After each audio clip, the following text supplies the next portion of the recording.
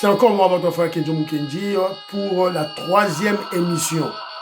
Donc, voilà, donc on a déjà lancé la première émission.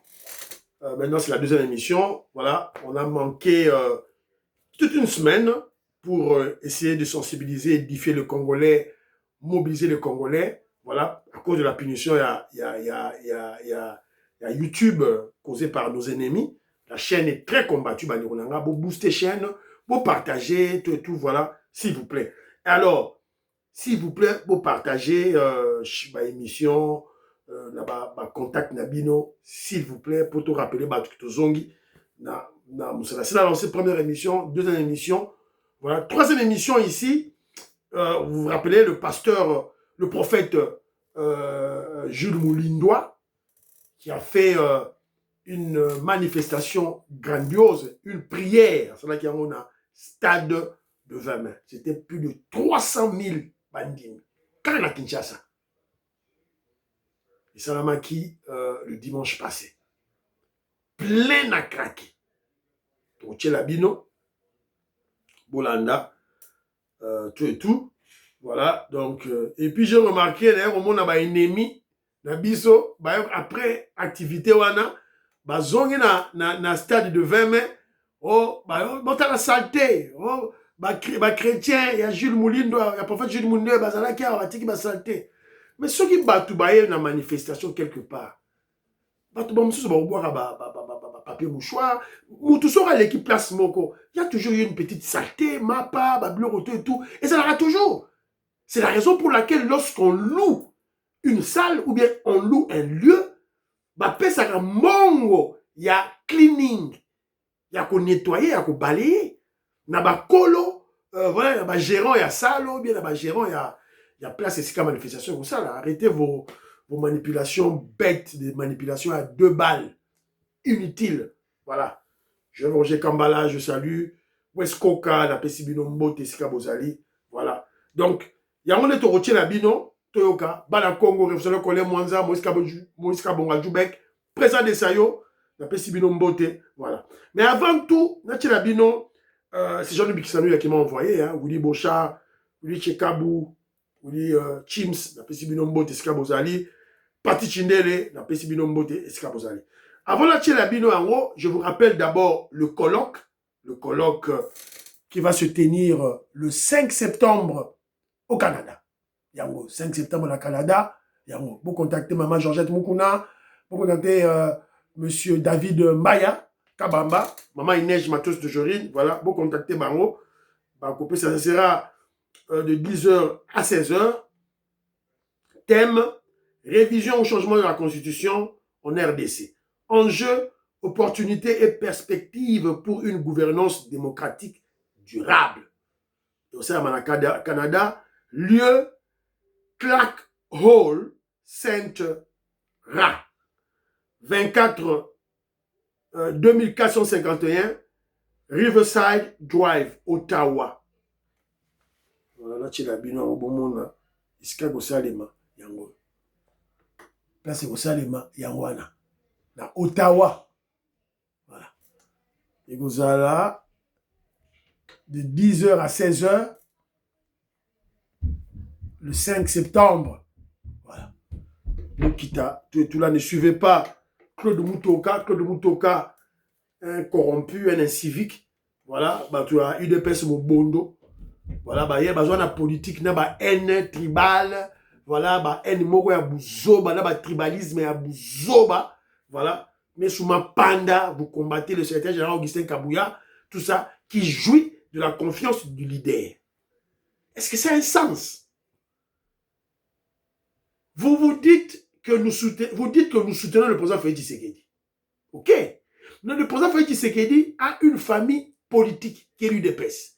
Et il a confiance dans cet Jean Augustin Kabouya, le président du parti, Oyati qui n'a parti. Ayebi Sibino Yango, de mille et une manières. Ce qu'on dit, c'est que Bolobi qui est soutenu le président Félix Tshisekedi, mais Bozo Bundi ça, la personne Oye Ati qui n'a qu'à parti. Si le président Félix Tshisekedi ne voulait pas de Augustin Kabouya, n'a parti, Augustin Kabouya est là au Longwa. Mais il est là parce que le chef le veut.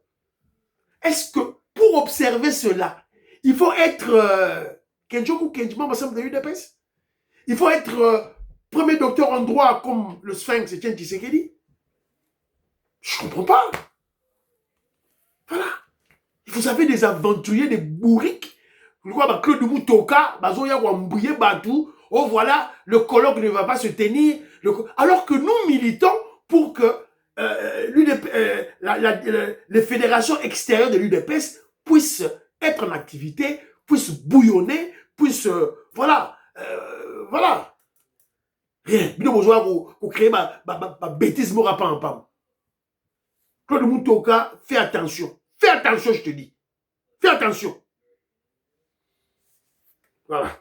Donc, il y a un alors, avant la Tchinabino, il y a prophète Jules Moulindois. La Tchinabino, moi, réalisation à Fachi Béton. Réalisation à Béton pour comprendre les Congo, ils ont changé. On vous a dit l'Allemagne d'Afrique, vous ont dit maté. Voilà. Sasa lakini utatindiza nini na Washington na Canada na Toronto to wapi baisinga tendeko iza na Kisasa Arena bijou ya solozo beza Arena na Kisasa oui baisinga solozo Arena baotonga na Stade des Martyrs non monsieur Kitinga Natali Nengi Tuzaki Milie Kakati Omoni Bazo Kumisa Arena. Mais le précurseur, le planificateur, évidemment le président Félix Tshisekedi avait donné l'ordre. Ordre. Azali, voilà, c'est lui, voilà, Moutazo Pesaïs. Mais c'est lui qui a matérialisé, qui a négocié ça. Ozo Salema, c'est celui-là qu'on insulte nuit et jour. Bazo ko fingaye, bazo ko crucifié, bazo ko vilipendé. Et personne ne prend, ne le défend. Je parle du génie, le savant en finance congolais, en finance du Congo, finance congolaise plutôt. Nicolas Kazadi, l'honorable Nicolas Kazadi. Taba œuvre Nicolas Kazadi yangoyo. Tango boromona arena wane telemi bino nyons tout bocha na mutu na bino, c'est Nicolas Kazadi. Au monde immeuble financier, Nicolas Kazadi. Au Romiko Vibisa Tolo na yo, oh voilà, on a un budget de 20 milliards, on a un budget de 22 milliards, c'est Nicolas Kazadi. Oh, nous avons des routes, les routes na Kasaï profond. C'est Nicolas Kazadi. Nous avons l'électricité dans l'arrière-pays na Kasaï. C'est Nicolas Kazadi. On a des boulangeries. Azotonga limonaderie na Miabi, dans un village. C'est Nicolas Kazadi. Alors vous venez jouer avec lui, l'insulter. Bolanda, cet aventurier ici là, kabiliste, bourrique moko, oh Israël Moutombo. Afingara, Nicolas Kazadi, Papa la Balde, forage. Alors que la justice l'a blanchi. Israël Moutombo, so rosa mobali. Tanga komba Nicolas Kazadi. Tanga. To zelaka yon Israël Moutombo. On t'attend, on t'attend. Otanga kaka komwa Nicolas. Nico. Tu verras. Yo tanga tata Tito, la Badé, tout là. Un aventurier, un poltron, un peureux. Soza mobali, kata yongenga. Tanga komwa Nicolas Kazadi total la honte. Tanga komwa na qu'il a détourné de l'argent, qui a yibi. Chef Nabino, Gila Lingete, yewana komi mbeya. Mbeya. Tu joues avec l'argentier du régime. Ok, Nabino Rarabouille. Voilà. Jean-Louis Bissangula, je salue mon frère. Voilà, Tolanda, le prophète Jules Moulindois, le prophète Moussa Linanzambe, il y a solo du moment. Tolanda. Boutala plein. Kimia ezalana bino ba Congolais. Kimia ya na biso le roi des rois. le prince de la paix. Oyo adota yo cash na makila na ye. Kimia na ye efanda kati na yo kinwa. Après souffrance ya Job, Zamba bakisela ki 140. Abongwanaka Te. ndenge asalela ki Job, yo mpe ndenge mimekano esilo komi mobeti mipepe. Nzambe nanga azobakisela yo bambula ko. Sala maboko boye loba maboko na ngai epambolami ekokunda bana te ekokunda sheri te ekokunda bandeko na nga te eza ya kobokola bana kosimba libala malamu kolia na koleisa bato na ngai kotambwisa mituka kotanga bambongo na lemba kofongola ba immeuble na ba villa na ba bureau maboko epambolami aussi bomona boss moko kaka loba na tiki commerce na zongi na lingi na zala pasteur bomona ngo babola kaka soki amoni azana maile ya kosala commerce te azana eloko te nde asomba kaka mwa megafone. Alléluia! Mukolo nzambe ye moko Christ apona ba ye ko bantoma na ye. Est-ce que apona ki babola? Apona ki ba docteur. Bola na lokola ba lik. Apona ki na ba chef ya douane. Ba konzi ya douane ya DGM.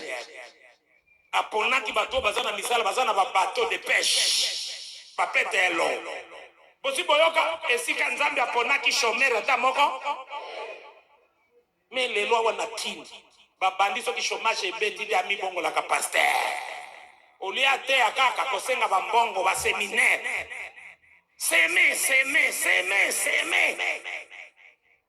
toko seme ti wapi depuis janvier ozo seme février o seme mars o seme ba récoltaka soki oloni ozelaka obuka après 3 mois. Olio obuka biloko malonga obuka kandeli wa ba maladi ba pasi ba matanga. Ganga loba na poi. Baza batinda miankolo te. Me mulindo mukolo ayaki na kina yaki koluka mbongo te. Nazalaki nanga na mbongo, nazalaki na ba comptoir ya ba minere. Voilà. Mukolo na yaki na kini, na yaki na avion, na 5 jipe na 4. 5. Ya minene ya ba américain. Voilà. C'est vrai ce qu'il a dit, hein. Aza mutua est. Kagame alukaka bomaye, ba Rwanda balukaka ba bomaye, Jules Moulindo. Un prophète de Dieu, véritablement de Dieu, très intelligent. Très intelligent. Comparativement à Babou Teba, un petit pauvre. Pour comparativement à Mbongo. Bamuteba, Mbongo, nani, Bamuto, nani. Comment les autres qui m'ont mis trop. Chole. Des pauvres. C'est la raison pour laquelle Rwandais va soubi bango. Son service de Rwandais. Plein au moment na stade o na Laxibino oyo. Et ça na Kinshasa te. Partout il va na Kisangani plein. Après je crois qu'il y a Mbujimai. Ok Kananga. Ok Bandundu qui quitte. Ok na Équateur. Il y a tout ça ba stade kaka. C'est un patriote. Un multimillionnaire. Ma c'est Gezati. Asosa Elanzambe. Tout le sous prédication na ye. Awa. Tolingi constitution ekolobela na mapinga na biso. Bato ba obundela ekolo ba reconnaître musala makasi ya sacrifice premo basalaka. Olie kaka ba politicien na parlement bali mbongo ebele babosa na mapinga. Toboy, tolingi constitution ekokitisa mbongo ya ba député et matisi mbongo ya ba soda. Na ba fonctionnaire de l'état. Tata mokonzi mboka fachi beto. Longo l'acte de vente. Tolingi constitution ya bana mboka. Oye kosalema na ba congolais à 100%. Bapaya te. Oya bapaya toboy yango. Voilà. Voilà. Donc lui, il ne badine pas, il prêche la parole de Dieu, véritable parole de Dieu. Voilà.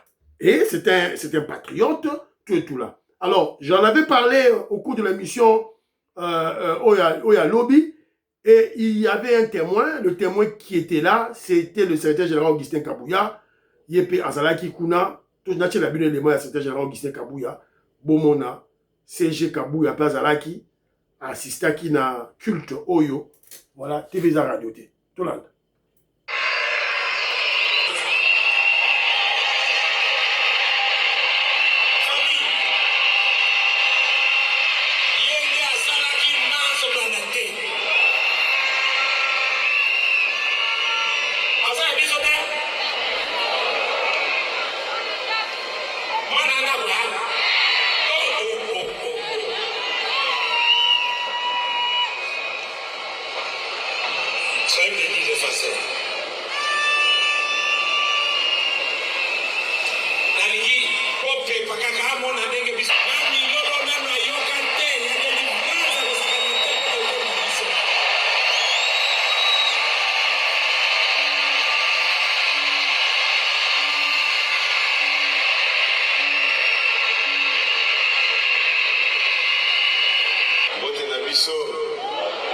Monte.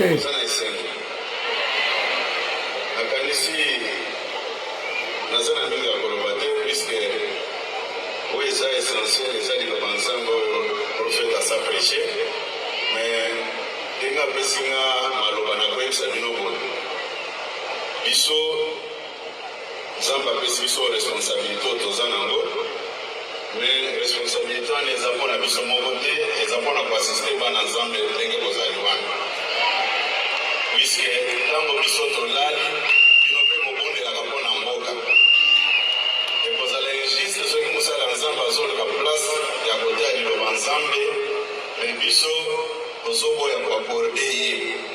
C'est comme ça que osalaki oyo tolingai kosala po tokutana mokolo ya lelo tobondela nzambe tokumisa ye ye moto aza kopesa biso pema.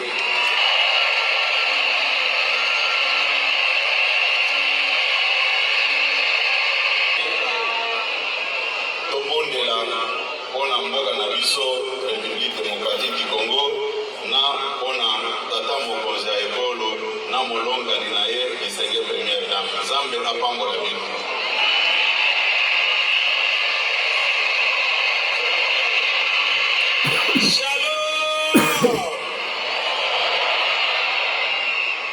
Nzambe ayebisaki nga mpe nayebisaka bino ntango nyonso ayebisaki ngai alobaki ke bino bana mboka kimelo nde bokodelivre mboka na biso eza bongo te naoloba boye yebisa mokonzi ya mboka biso nde pere soki balobaka article 5 de biso obeta milolo chef de l'État yoka milolo ya bino ya solo eske moto aza na makila ya mokonzi abunisaka bakonzi bareligio ebele bayaki koswanisa biso bana mboka na bakonzi na biso neti na nzambe apesi biso na mboka ya ekipe chef alobaki soki peuple elobi akoba na mosala akosala peuple bolobi chef akoba na mosala lakisa yango na miloko na mosala fami biso nde torepresente peuple na biso baopoza bakoselaka biso makambu kaka loba topoi bango.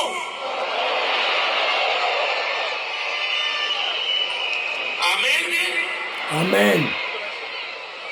Na banda kotea na kobundisa constitution yo depuis 2012.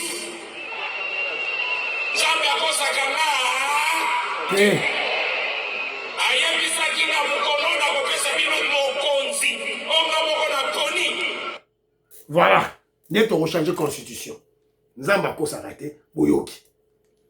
Dans le c'était Gérard Augustin Kabouya témoin, il a vu. Je vous ai souvent dit, est politique. Tout est communication. Le silence, il y a Jean-Pierre Bemba, et sa politique, et sa communication. On va l'interpréter en tant que membre de l'IDPS.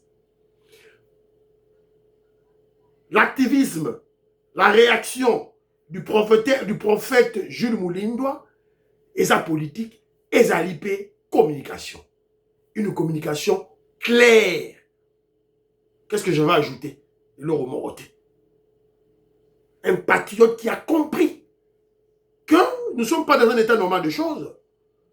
Il faut que nous zoba oyo ba wande ba chaki na condition na bango tabulaga raza et tocha oya biso ya ba congolais. Pour partager l'émission Fiston Lendo, Christian Kanye.